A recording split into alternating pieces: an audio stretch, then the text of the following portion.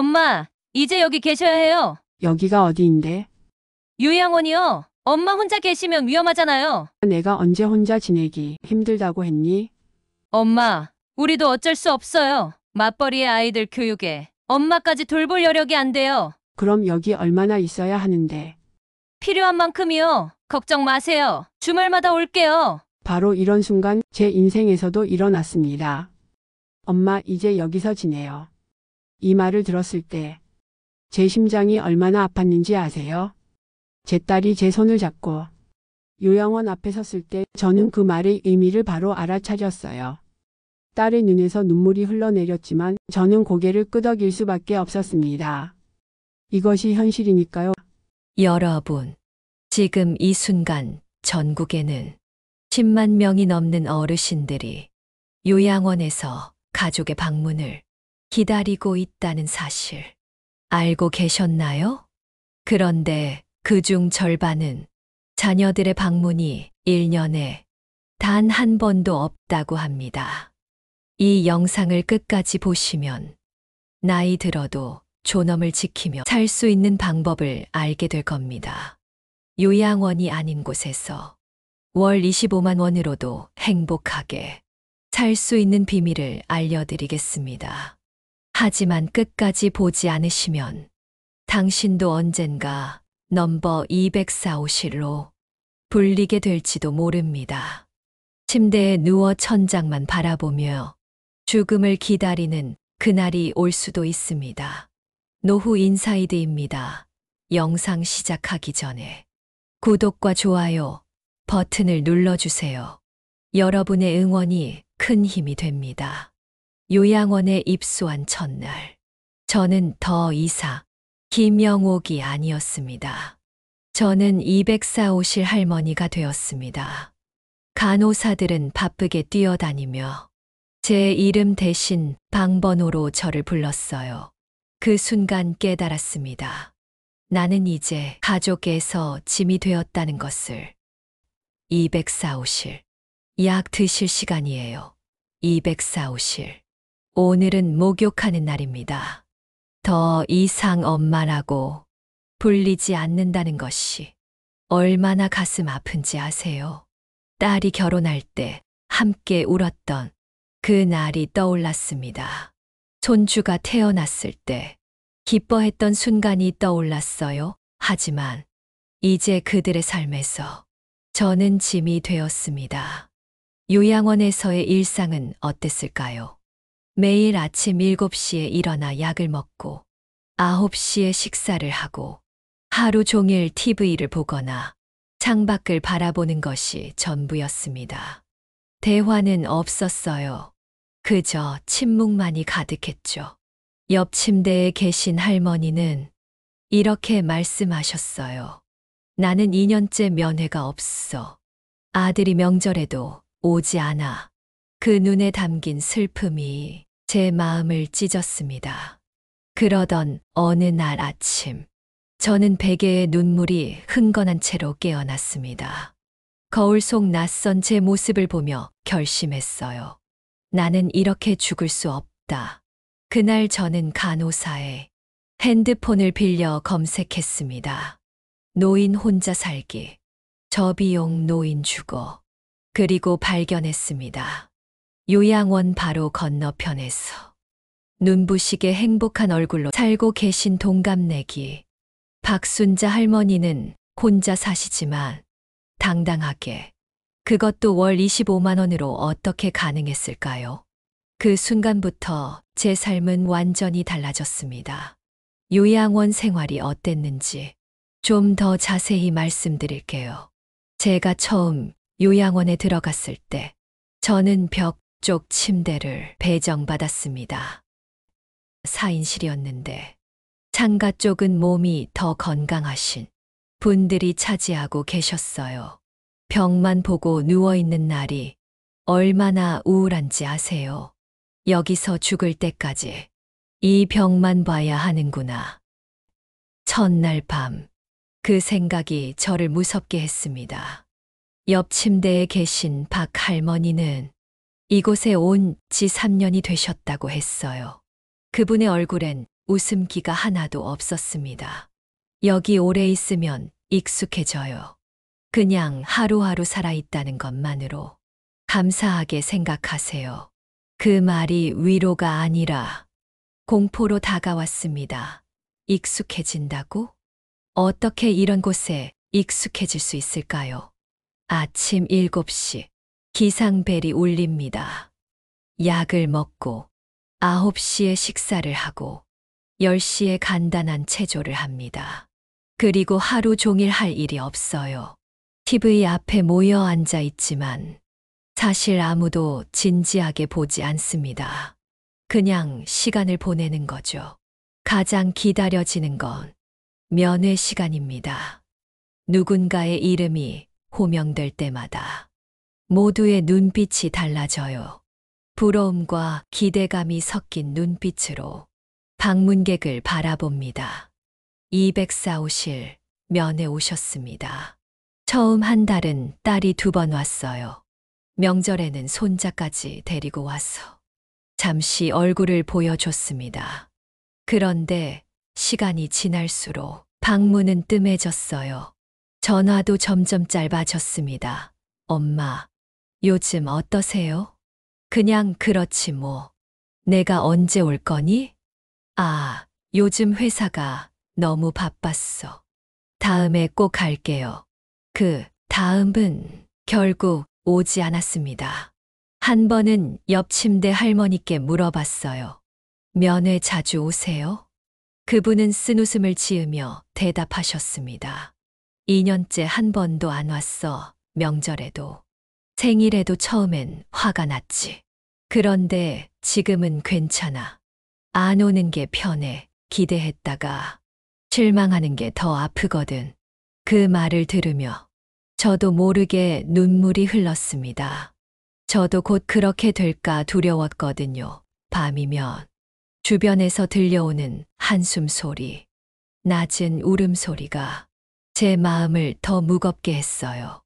누군가는 잠꼬대로 자녀 이름을 부르기도 했습니다.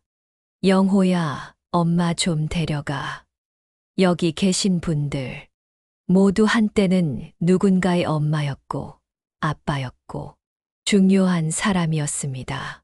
그런데 지금은 그저 번호로 불리는 익명의 노인들이 되었어요.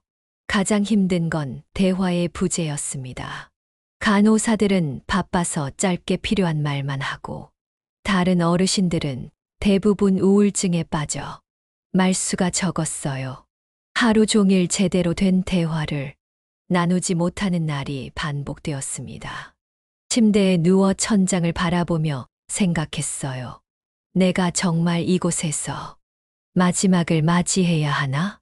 그런 생각을 하니 숨이 막혀왔습니다. 그렇게 3개월이 지났을 때 요양원 직원 중 한 명인 김 간호사가 제게 작은 노트북을 빌려주었어요. 원래는 직원들이 기록을 위해 사용하는 것이었는데 제가 바깥 소식이 궁금해하는 것을 보고 잠시 빌려준 겁니다. 할머니, 1시간만 써보세요. 인터넷도 되니까 필요한 거 찾아보시고. 처음에는 손주 사진이나 보려고 했어요. 그런데 문득 노인 혼자 살기라고 검색해봤습니다. 그리고 발견한 거예요. 내가 몰랐던 세상을, 다른 가능성을, 그리고 가장 놀라운 건 제가 살던 동네 근처에 노인 공동주택이 있다는 사실이었어요. 월 25만 원으로 살 수 있는 곳이었습니다. 기초연금만으로도 생활이 가능하다는 내용이었어요. 더 찾아보니 그곳에 사는 박순자 할머니의 인터뷰가 있었습니다. 76세. 제 또래였어요. 그런데 그분의 얼굴에서는 빛이 났습니다. 요양원에 있다가 여기로 왔어요. 이제 내 방, 내 부엌에서 내가 하고 싶은 걸 하며 살아요. 혼자지만 외롭지 않아요. 같은 처지의 이웃들이 있으니까요. 제 심장이 빠르게 뛰기 시작했습니다. 눈앞에 새로운 길이 보였어요. 요양원의 벽과 천장 너머로 다른 삶이 있다는 희망이 생겼습니다. 그날 밤, 저는 오랜만에 깊은 잠을 잤습니다. 그리고 다음 날 아침, 용기를 내서 원장실을 찾아갔어요. 제가 퇴소하고 싶습니다. 원장님의 표정이 순간 굳었습니다. 노인들이 요양원을 나가겠다고 하는 일은 흔치 않았나 봐요. 김영옥님, 갑자기 무슨 일이세요? 불편한 점이라도 있으셨나요? 아니요.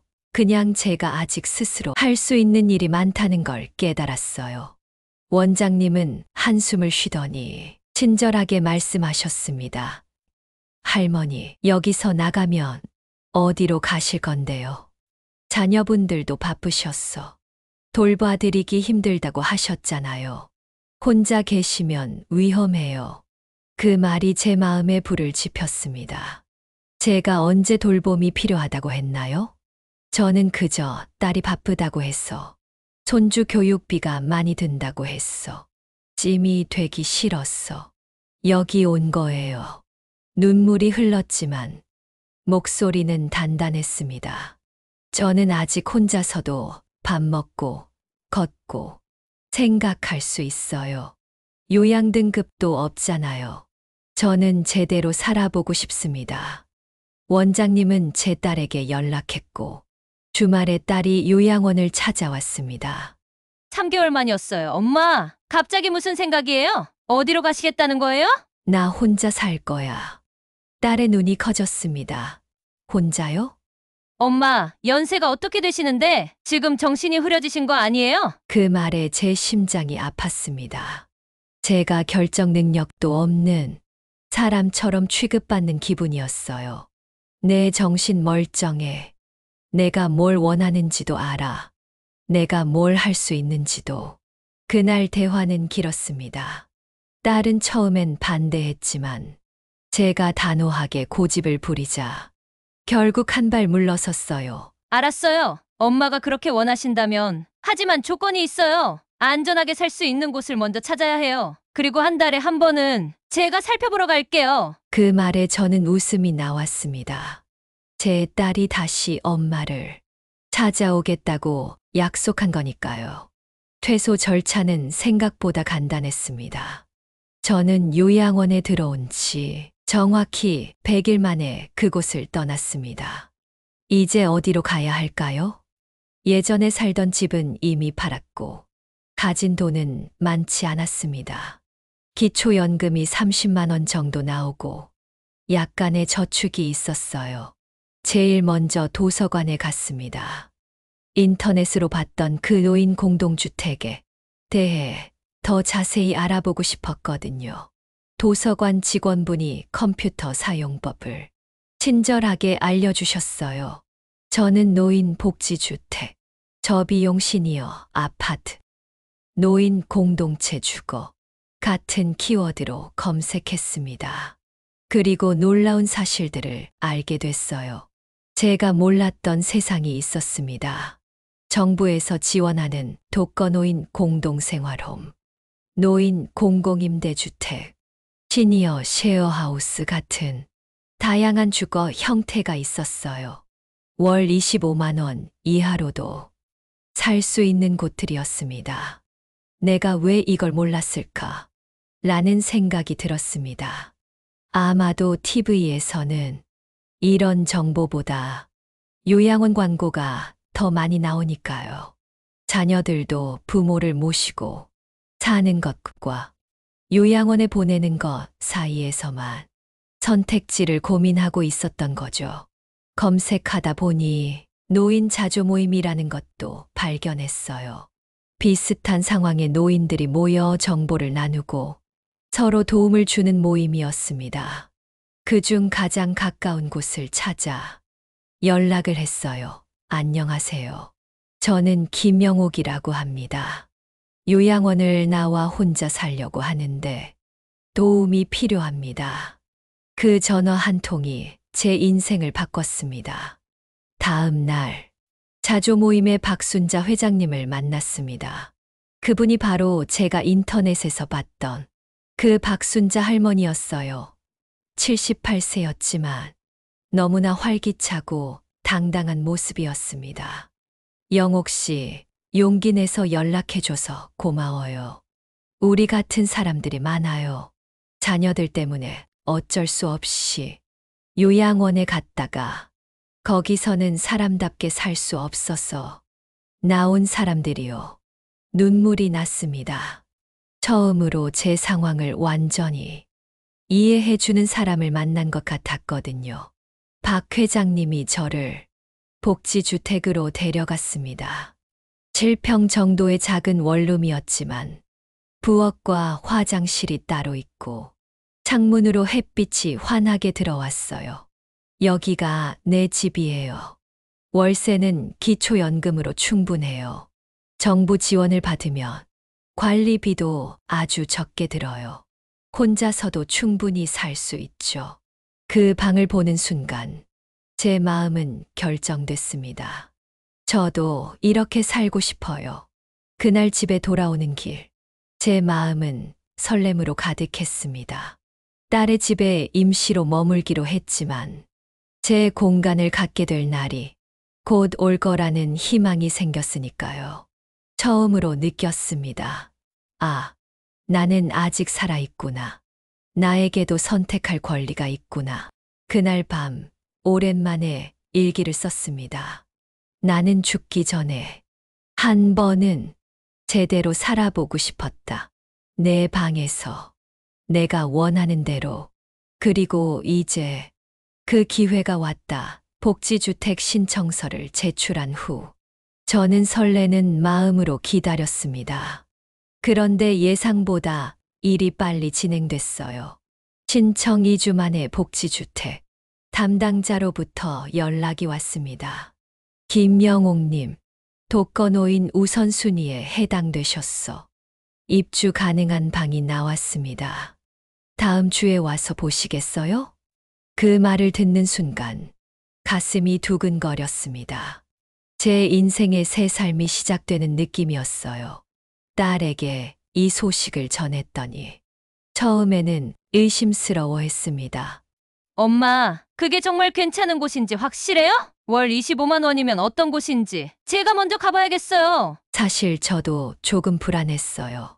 정말 그 돈으로 괜찮은 곳에서 살 수 있을까 하는 의문이 들었거든요. 그래서 딸과 함께 그곳을 방문하기로 했습니다. 복지주택은 제가 평생 살아온 동네에서 버스로 20분 거리에 있었어요. 5층짜리 아담한 건물이었는데 입구부터 깔끔했습니다. 담당자분이 친절하게 안내해 주셨어요. 이 건물은 정부와 복지재단이 함께 운영하는 시니어 복지주택입니다. 65세 이상 독거노인분들께 안전하고 저렴한 주거 환경을 제공하고 있어요.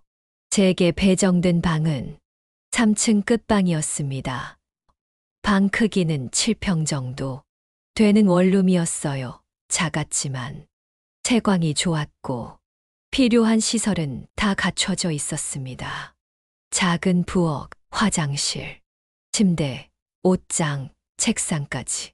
월 임대료는 기본적으로 25만 원이지만 기초연금 수급자이시니 정부 지원을 받으면 실제 부담은 더 줄어들 수 있습니다. 관리비도 일반 아파트보다 훨씬 저렴해요. 딸의 표정이 놀라움으로 바뀌었습니다. 생각보다 괜찮네요. 근데 엄마가 아프시면 어떻게 해요? 담당자분이 바로 대답해 주셨어요. 1층에 간호사가 상주하는 건강관리실이 있고 각 방마다 비상벨이 설치되어 있습니다. 또한 주 3회 의료 자원봉사자들이 방문해서 기본적인 건강 체크를 해드려요. 그뿐만이 아니었습니다. 이 건물에는 공용 식당, 작은 도서관, 운동실까지 있었어요. 무엇보다 놀라웠던 건 같은 처지에 있는 어르신들이 서로 돕고 살아가는 모습이었습니다. 복도에서 만난 할머니 한 분이 제게 반갑게 인사를 건네셨어요. 새로 오시나요? 여기 정말 좋아요. 저는 2년 전에 왔는데 처음에는 걱정 많았어요. 근데 지금은 너무 행복해요. 우리끼리 매일 아침 함께 운동하고 텃밭도 가꾸고 가족보다 더 자주 보는 사람들이 생겼어요. 딸의 눈에 눈물이 고였습니다. 아마도 지금까지 요양원 외에는 선택지가 없다고 생각했던 자신의 편견을 깨닫고 있었던 것 같아요. 엄마, 여기 정말 좋네요. 제가 너무 모르고 있었어요. 담당자분이 입주 절차에 대해 설명해 주셨습니다. 계약은 1년 단위로 하고 갱신도 가능합니다. 필요한 서류는 주민등록등본, 기초연금 수급자 증명서, 건강보험, 납부 내역서 정도예요. 보증금은 100만 원이지만 저소득층 지원을 받으시면 50만 원으로 줄일 수 있습니다. 저는 그 자리에서 바로 계약하고 싶었지만 딸이 모든 내용을 꼼꼼히 확인하고 싶어 했어요. 집에 돌아왔어. 나머지 정보도 찾아보았습니다. 놀랍게도 이런 복지주택은 전국에 점점 늘어나고 있었어요. 지자체마다 조금씩 이름과 운영 방식은 달랐지만 기본 개념은 비슷했습니다. 노인행복주택, 시니어 공유주택, 실버하우지 등 다양한 이름으로 불렸어요. 무엇보다 중요했던 건 경제적 부담이 정말 적다는 점이었습니다. 제 기초연금이 월 30만 원 정도였는데 임대료 지원을 받으며 실제 주거비용은 15만 원 정도로 줄어들었어요. 여기에 관리비와 공과금까지 합쳐도 월 25만 원 이내로 생활이 가능했습니다. 계약 당일, 저는 작은 트렁크 하나만 들고 복지주택으로 향했습니다. 많은 짐이 필요하지 않았어요. 새 출발에는 가벼운 마음이 더 좋으니까요. 입주 첫날, 건물 관리인 김 씨가 방 사용법을 친절하게 알려주셨습니다. 할머니, 비상벨은 침대 옆과 화장실에 있어요. 위급할 때만 누르세요. 난방은 이렇게 조절하시고, 공용 세탁실은 1층에 있는데 무료로 사용할 수 있어요. 세제만 준비하시면 됩니다. 그날 저녁 공용 식당에서 입주민 환영회가 열렸습니다. 20명 정도의 어르신들이 모여 따뜻한 식사를 함께 했어요. 다들 제 나이 또래였고 비슷한 사연을 가지고 있었습니다. 저는 남편이 먼저 가고 아들이 미국에 살았어. 요양원에 있다가 왔어요. 저는 딸이 시골로 내려가면서 혼자 됐는데 여기가 훨씬 좋아요. 그중 한 할아버지의 말씀이 특히 기억에 남습니다. 여기서 우리는 넘버가 아니라 이름이 있는 사람들입니다. 그 말에 모두가 고개를 끄덕였습니다. 요양원에서 경험했던 그 비인간적인 대우를 다들 알고 있었던 거죠. 밤에 새 침대에 누워 천장을 바라보니 요양원 천장과는 느낌이 완전히 달랐습니다. 이건 내 천장이었으니까요. 내가 선택한 내 공간의 천장. 처음으로 마음 깊은 곳에서 평화가 찾아왔습니다. 이제 정말 내 삶을 시작할 수 있겠구나 하는 생각이 들었어요. 그리고 깨달았습니다. 이건 단순히 주거 문제가 아니라 존엄성의 문제였어요. 내가 누구인지, 어떻게 마지막 시간을 보내고 싶은지 스스로 결정할 권리의 문제였습니다. 월 25만 원으로 내 인생을 되찾았습니다. 내 이름을 되찾았고 내 선택권을 되찾았어요. 이것이 바로 제가 요양원에서 나와 발견한 비밀입니다. 우리 모두가 알아야 할 진실이죠. 복지주택에 입주한 지 일주일 만에 제 삶은 완전히 달라졌습니다. 아침 6시 저는 스스로 일어납니다. 요양원처럼 누군가 깨우는 벨이나 강제로 따라야 하는 일정이 없어요.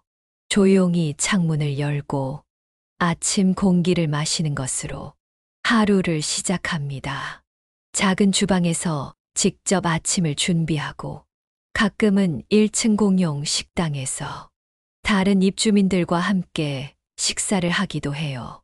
그곳에서 자연스럽게 대화가 오갑니다. 오늘 아침은 좀 어떠세요? 어제보다 무릎이 덜 아파요. 새 파스를 붙였더니 효과가 있나 봐요. 이런 소소한 대화가 하루를 밝게 만들어줍니다. 요양원에서는 누구도 제게 진심으로 안부를 물어보지 않았어요. 아침 식사 후에는 단지 앞 작은 공원으로 산책을 나갑니다. 같은 복지주택에 사는 분들과 함께 걷기 모임을 만들었어요. 매일 아침 8시 5명의 할머니들이 모여 30분씩 걷습니다. 오전에는 보통 단지 내 작은 도서관에서 시간을 보냅니다.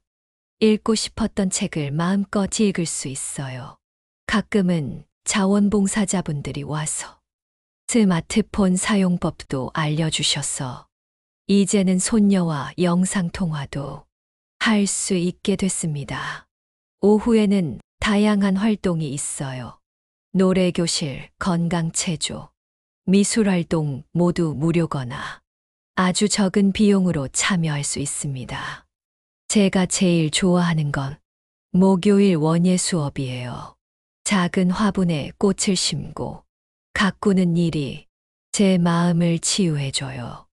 입주 한 달 즈음 되었을 때 딸이 처음으로 방문했습니다. 약속대로 한 달에 한 번 찾아온 거예요. 엄마, 정말 좋아 보이세요. 얼굴에 생기가 돌아왔어요. 딸은 제 방을 둘러보며 놀라워했습니다. 제가 작은 공간을 꾸민 방식, 창가에 놓인 작은 화분들, 벽에 붙인 손녀 사진들, 이 모든 것이 제 정체성을 보여주고 있었거든요. 정말 엄마 같은 공간이에요. 요양원에서는 그냥 병실 같았는데. 그날 저녁, 딸은 제게 처음으로 진심 어린 사과를 했습니다. 엄마, 미안해요. 제가 너무 쉽게 요양원을 선택했어요. 다른 방법이 있다는 걸 찾아보지도 않고. 그 후로 딸은 2주에 한 번씩 손녀를 데리고 찾아오기 시작했어요. 관계가 예전보다 더 깊어진 것 같습니다. 제 이야기가 입소문을 타면서 같은 상황에 처한 어르신들이 저를 찾아오기 시작했어요. 저도 요양원에서 나오고 싶은데 어떻게 하셨어요? 이런 복지주택, 우리 동네에도 있을까요? 저는 박순자 회장님과 함께 제2의 인생을 위한 모임을 만들었습니다.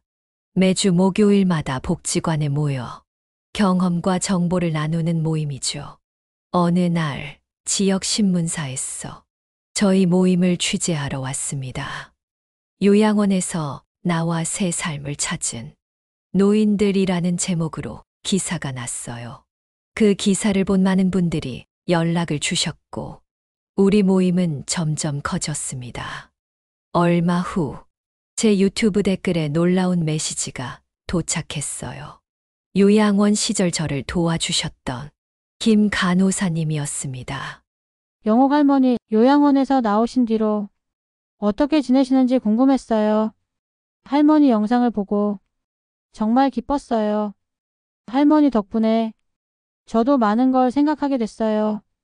혼자 산다는 건 결코 외롭지 않았습니다. 오히려 요양원에서보다 더 많은 진정한 관계가 생겼어요.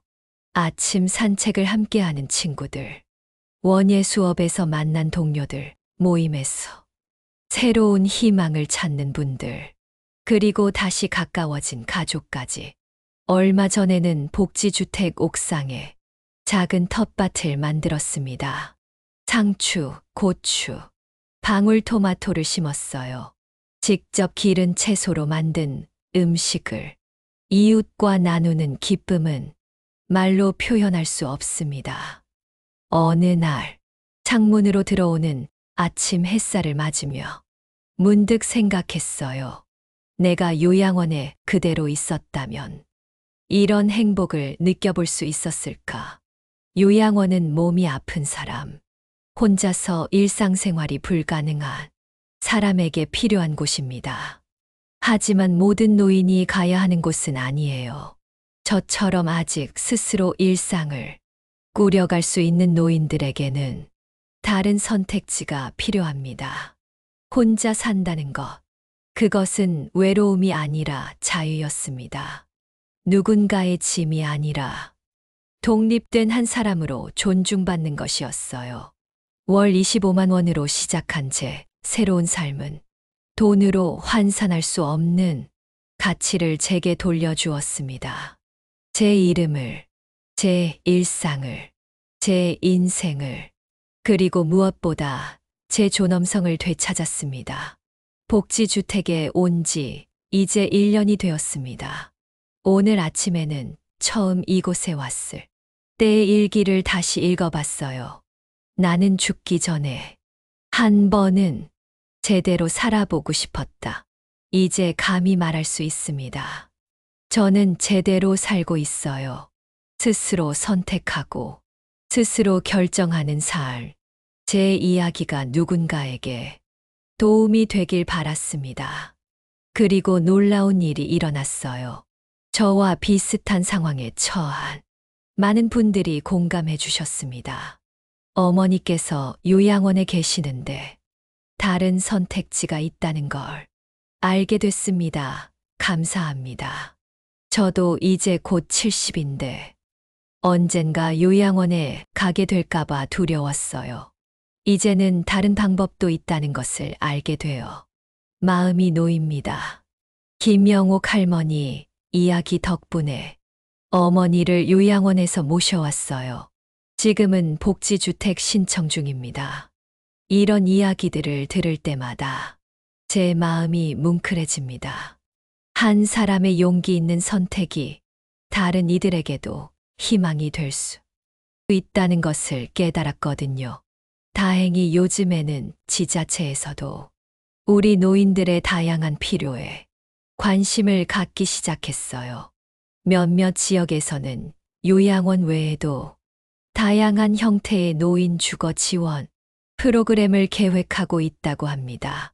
요양원이 필요 없는 건강한 노인들을 위한 더 많은 선택지가 생기고 있는 거예요. 지역 복지센터에서 일하시는 젊은 선생님이 얼마 전에 이런 말씀을 해주셨어요. 요즘 어르신들이 변하고 계세요. 자신의 목소리를 내고 원하는 삶을 찾아가려는 분들이 늘고 있어요. 그 말을 들으니 마음이 따뜻해졌어요. 우리 노인들의 작은 선택들이 모여 세상을 조금씩 바꾸고 있는 것 같았거든요. 제 딸은 이제 매주 찾아옵니다. 손녀와 함께요. 손녀는 제가 가꾸는 텃밭을 무척 좋아해요. 얼마 전에는 딸이 놀라운 이야기를 해주었습니다. 엄마, 요즘 우리 회사에서도 부모님을 요양원에 보내는 것 말고 다른 방법을 찾는 직원들이 늘고 있어요. 다들 엄마 같은 분들의 이야기를 듣고 있대요. 제가 요양원에 있었던 시절 같은 방에 계시던 박 할머니가 말씀하셨던 게 기억납니다. 여기서 죽을 때까지 이 병만 봐야 하는구나. 하지만 이제는 그런 절망 대신 희망의 메시지를 전하고 싶습니다. 만약 당신이 지금 이 이야기를 듣고 있다면 당신에게도 선택의 권리가 있다는 것을 기억하세요. 나이가 들었다고 해서 모든 선택권을 포기할 필요는 없습니다. 당신의 인생은 여전히 당신의 것입니다. 지금 요양원에 계신 분이라면 당신의 건강 상태가 허락한다면 다른 선택지를 찾아보세요. 가족에게 이런 이야기들을 들려주세요. 가족 중에 부모님을 요양원에 모실지 고민하는 분이라면 잠시 멈추고 더 많은 정보를 찾아보세요. 요양원이 유일한 답이 아닙니다. 기초연금으로도 존엄을 지키며 살 수 있는 방법이 있어요. 당신도 그럴 수 있어요. 이 이야기를 주변에 알려주세요. 그 작은 행동이 누군가의 마지막을 바꿀 수 있습니다. 누군가에게 새로운 시작을 선물할 수 있어요. 매일 아침 제 방 창문으로 들어오는 햇살을 맞으며 생각합니다. 나는 살아있다. 나는 선택할 수 있다. 그리고 나는 행복하다. 여러분도 그런 순간을 맞이하시길 진심으로 바랍니다. 오늘도 시청해 주셔서 감사합니다. 여러분의 하루하루가 따뜻한 행복으로 가득하길 바랍니다. 다음 영상에서 다시 만나요.